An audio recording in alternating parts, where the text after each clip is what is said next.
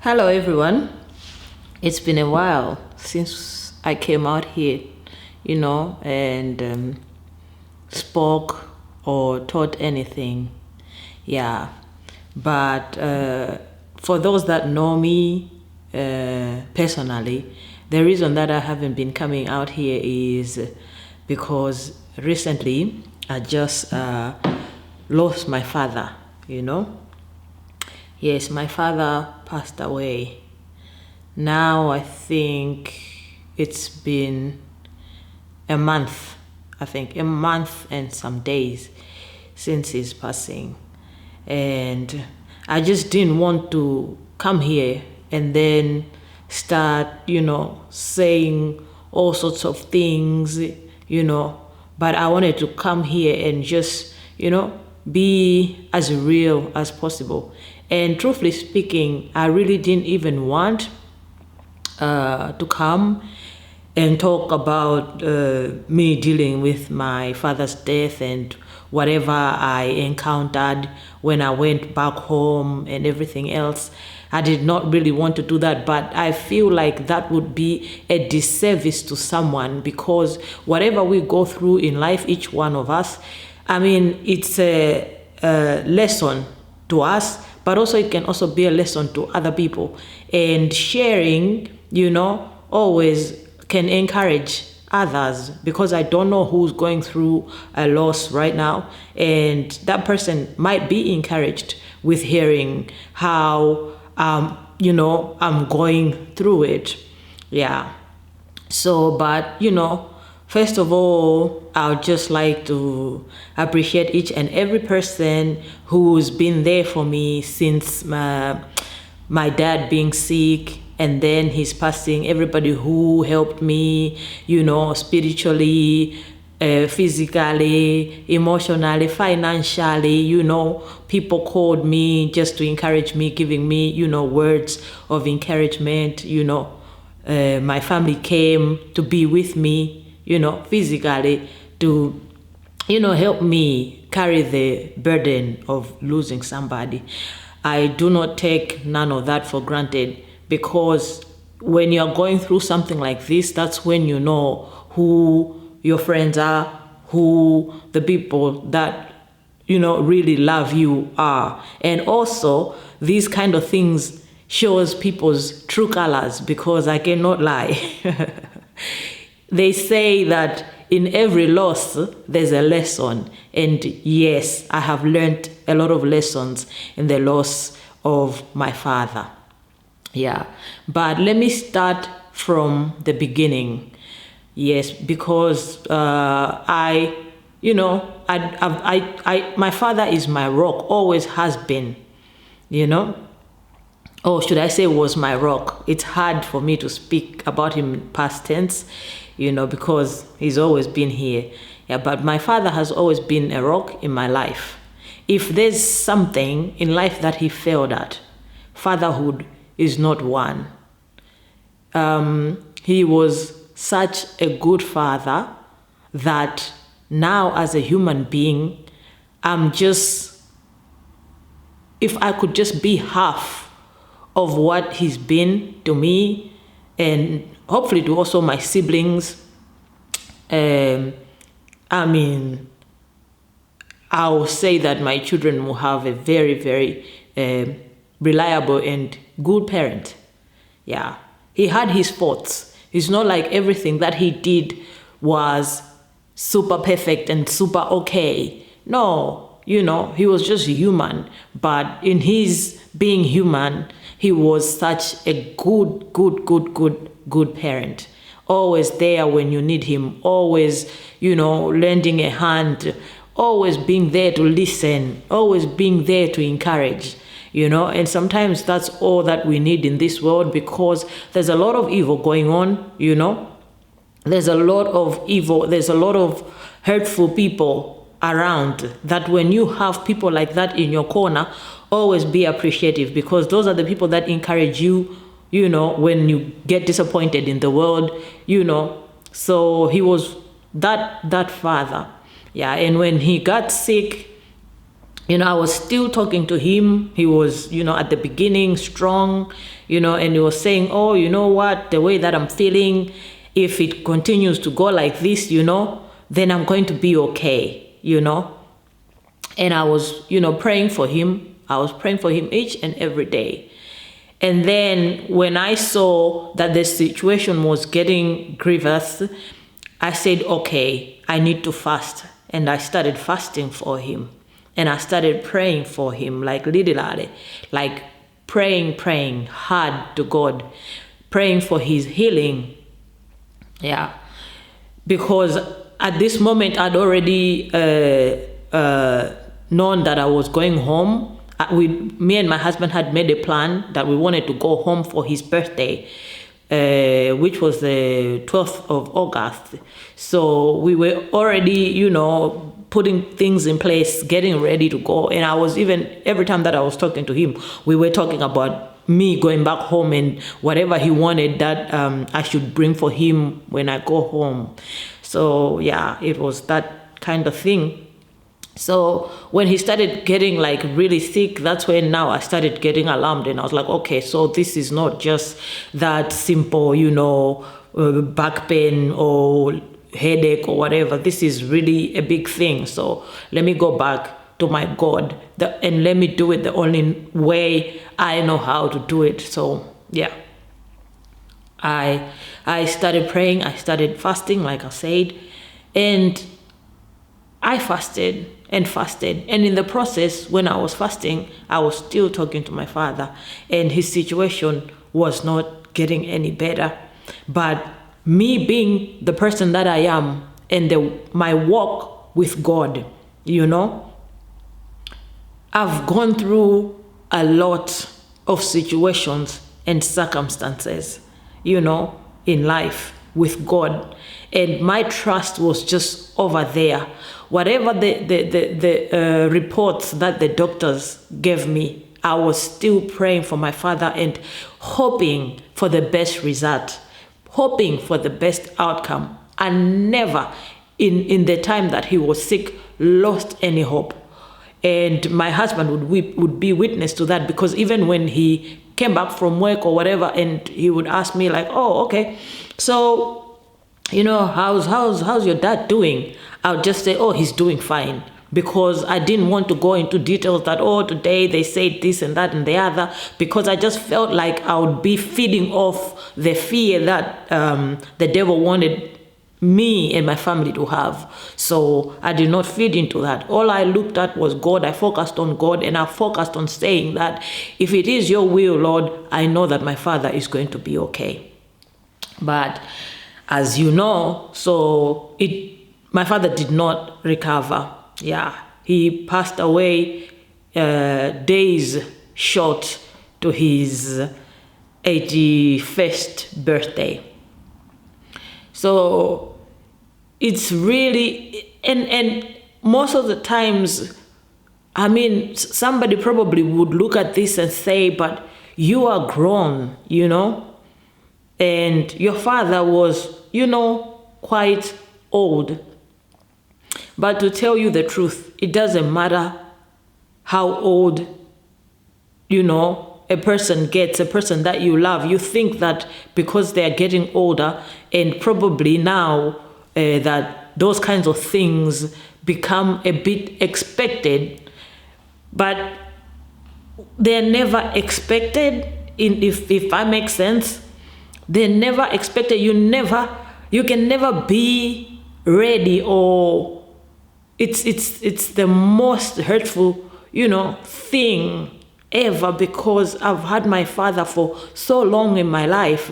And, yes, I'm an independent person, probably, you'd think that it wouldn't hurt as much, but I'll tell you, it hurts.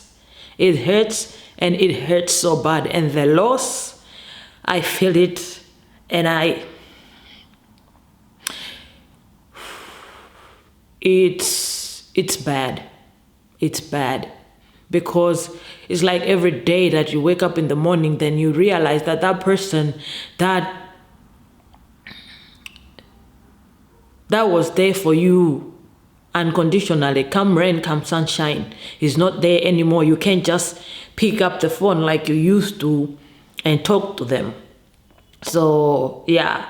But I'm somebody who spoke to my father most of the times. So in that manner, I'm okay. We spoke about what a parent and a father and a daughter can talk about, In that sense, I feel okay, I have the closure of being close to him and talking to him. Our relationship was good. It was not bad at all. So I just urge each and everyone who, who have their parents still, and sometimes it's not just parents, your sister, your brother, whoever, I'll encourage you to say, the devil is on a rampage of trying to make families not get together and get along. But I want to urge you today that don't wait to call your brother or your sister or your cousin or whoever, your uncle, just because you hear that they're sick. Be in touch with the people that you love. Talk to them, because when then things like this happen, you don't have guilt inside of you of saying, oh, I should have called earlier, or I should have done this, or I should have done that. So for me in that area, I thank God that with my father, I was always in contact with him. Always in contact with him. I gave him his flowers while he was still alive. Yeah, I will say that. And that I'm really thankful. And another thing that I'm really thankful for is God gave us him for a very long time, because 81 years is not a small thing. He's been in our lives for so long. And I thank God. And having our mother die, especially for me being so young at the time, I appreciate God so much for keeping my father this long, because that's the only parent that I know. And to say the truth, I'm really, really, really grateful for what God has done for me and my siblings. Yeah. And also just to be thankful to God, I thank him for my father has gone to see the Lord in a peaceful manner. And even for me to go back home and to go in his room and just to see on his bedside that, he had his Bible literature and Bibles, and just him quoting notes and verses in the Bible. That just encouraged me so much to know that he is in a good place. Yeah, it encouraged me a lot, because all this that we do, at the end, it does not matter. What matters is who we are at our time of death. And I see that a lot of people nowadays are following God not because they are spiritual, not because they love God, not because they love the things of God, but because they want to prove to other people that they are something that they are not.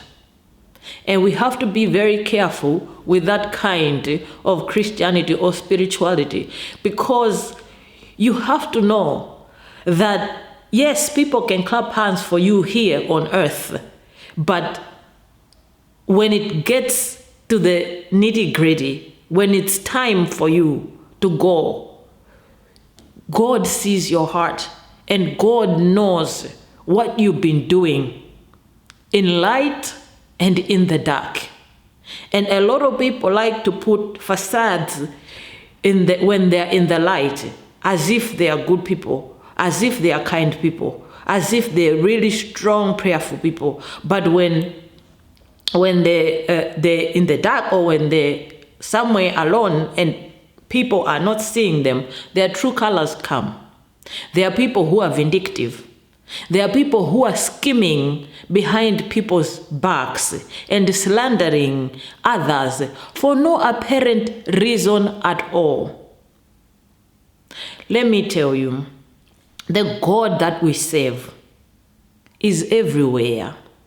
He sees each and everything that we do, even our thoughts, in our minds, the thoughts that we're just thinking, we haven't even spoken the words, we haven't even done anything, God knows. The way we feel about other people, I can smile at you, and yet in my heart I hate you. But let me tell you what, I can fool you, but I cannot fool God, because God knows what is in my heart. And if I am an evil person and I am pretending to be something else, to me, that is a waste of time. Why are you wasting your time pretending to do the things of God when you are not a person of God? Narrow is the road that leads to, heaven. Because we have to know, to be a prayerful person, a true prayerful person, is more difficult than to be of this world. Because to be of this world, a lot of people don't judge you. Nobody is looking at you sideways. But if you just say that I've accepted Jesus and he's my Lord and Savior, everybody is looking at you sideways. And everything you do, they have a microscope out and they're looking, magnifying glass, looking as to find each and every fault that you can do. But let me remind you this. Jesus is love. God is love. If in your spirituality you're lacking love, I don't know where you're taking your spirituality from.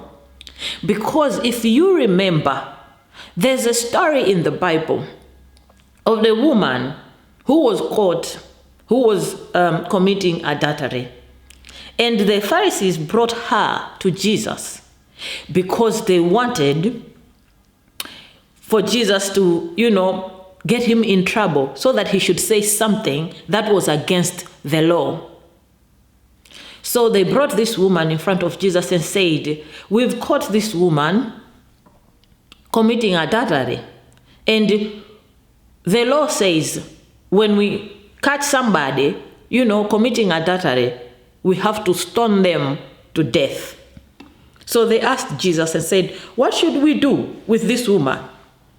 So Jesus said, okay, if any one of you knows that they are innocent, they've never sinned in their life, then take a stone and, start throwing at this woman. And the Bible clearly says that each and every one of them walked away. And Jesus looked at the woman and said, woman, get up and sin no more. So now, I don't understand why in spirituality there's this thing where people want to embarrass people, doing exorcism on people. Why is it so important that if somebody is thinking, I'm not of the Lord, or there is something about me that is not good, or there is something about somebody or a relative that is not good, why do we have to go and call out on people and try to embarrass them publicly? God is everywhere. If you see me fall, if you think I have a fault, come to me and speak to me. And if you feel you cannot speak to me in the weakness or the fault that you think I have, why not pray for me? And pray for me sincerely and in a loving manner, so that the God in heaven can work at whatever it is that you, as a spiritual person, has seen in me. Rather than I come to you and start condemning you. Jesus did not condemn anyone when he was here on the earth. Jesus loved each and everyone. Jesus ate with tax collectors. Jesus ate with prostitutes. Jesus was with everyone to the point that the Pharisees said, what is wrong with you? You always associate with these bad people. And Jesus said, does anyone who's sick who's not sick go to the doctor? Is only the sick, that go to find a doctor so that they can get helped. Jesus said, I did not come here on earth for the righteous. I came for those that are sinners, not to condemn them, but to save them. So I wonder now where we are going with this spirituality of condemnation, of calling people and wanting to embarrass them and lie on their names and make schemes with so-called prophets. But what you have to be careful with that is this. Like I said, God sees hearts. God sees what goes on behind closed doors. Yes, I can smile at you and have hate against you at the same time. I can fool you, but I cannot fool God. And it is useless for me to smile at you now when I know that when I go behind it, I'll be gossiping about you and saying all sorts of bad things about you. Why would I want to do that? Because if I hate you, I'd rather you know, so that you stay away over there and not be close to me. But I can also not hate, because if I say that I'm a person who walks with Jesus, then like I said, Jesus is love. Even if you've wronged me, I'll pray for you and pray that God forgives you, that the devil used you to come at his child. But you have to know that vengeance is his, because I have forgiven, but God has seen what you have done in the dark, and whatever has been done in the dark shall be brought into the light. So just know that whatever we do in life, there's a God who sees. Don't be people who are spiritual so that people can clap hands for you. Don't be people who are spiritual because you want to be vindictive, or what is the point? Then don't be. Don't walk with Jesus, because Jesus is love. He was never vindictive. He was never scheming against other people and slandering people's names and lying on their names. He never did that. He never did that. So for me today, I just want to encourage you to say, when I went home, I saw everything. And my father, told me a lot. And it was so funny that he hasn't even been in the ground for that long. But already the things that he'd been telling me, about people or what will happen, when he dies and how people act when there's a funeral. I saw all that. But in all that, I look at the positive and never look at the negative. Even for the people that I feel probably could have acted better, towards me or my family or whatever, I don't take a grudge. I'm not keeping a grudge. I will never do that, because God wouldn't want me to do that, because God is love. All I'll do is, God has revealed those people to me to know who they really are, so that in future, I know how to deal with them. I know how they really feel about me. So sometimes when people do bad to you, people rush to be angry and to ask God questions. Oh, why me, Lord? Why me? Me, I'll say, why not you? Why not you? Because what God is doing is not trying to hurt you. Because there will never be a situation that you go in that God will not take you out. Listen, my dear sisters and brothers. There's situations in our lives that God let out so that we can know who we're dealing with, so that we can know what really people think about us.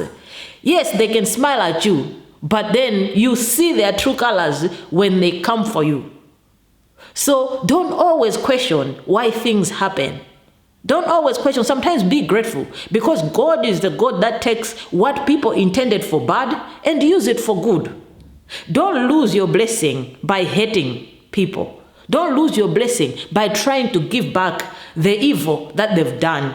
Don't try, even when they speak bad about your name, call you all sorts of names, call you demons, call you ndiwe wamankwala, ndiwe singanga, whatever that people will call you. Do not worry, because vengeance is of the Lord. Because whatever you do each and every day is written in the book of life. You focus on God, because what the devil is doing, he is the accuser of the brethren. So if you're not being accused, which walk are you walking? Because he will always come for you. He knows that what you're doing, you are saving souls. He knows that you're taking people out of his grip. You are his enemy. You are his enemy. You have a target on your back from the devil. So when you see people scheming against you, do not worry. The pits that they're digging for you, the Bible says they'll be the ones to fall in there. So do not worry. Don't even try to give back. Don't even try to scheme back or say bad things about them. Do not do that.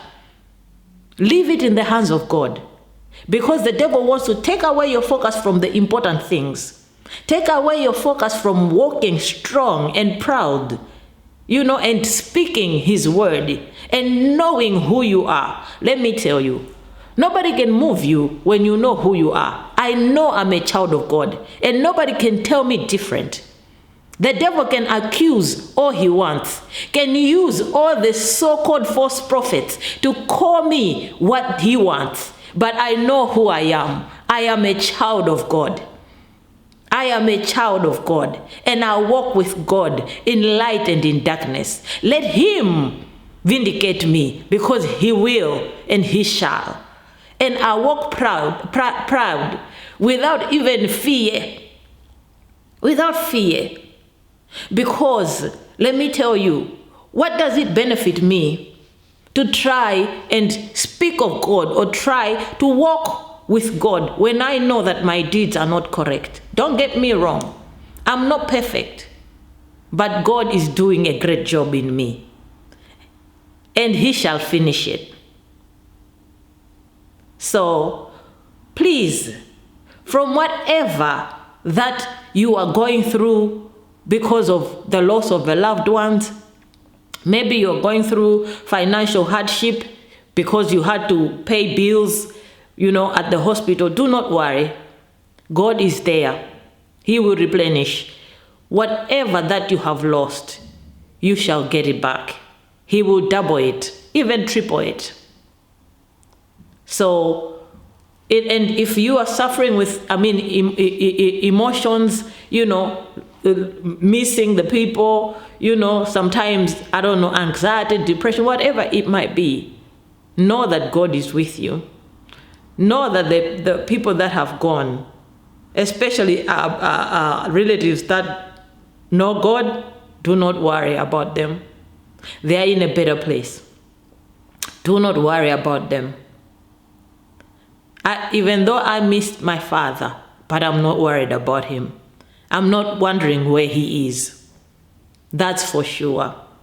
That's for sure. And I'm grateful to that man for teaching me at an early age about God, forcing us each and every Sunday to go to church. And this, my siblings can attest. Each and every Sunday, my dad would give us our church clothes, because he used to keep our best clothes with him. And he would give us our clothes on Sunday to wear to go to church, and our, what we call sembe in my language. In English, I don't really remember what we call it.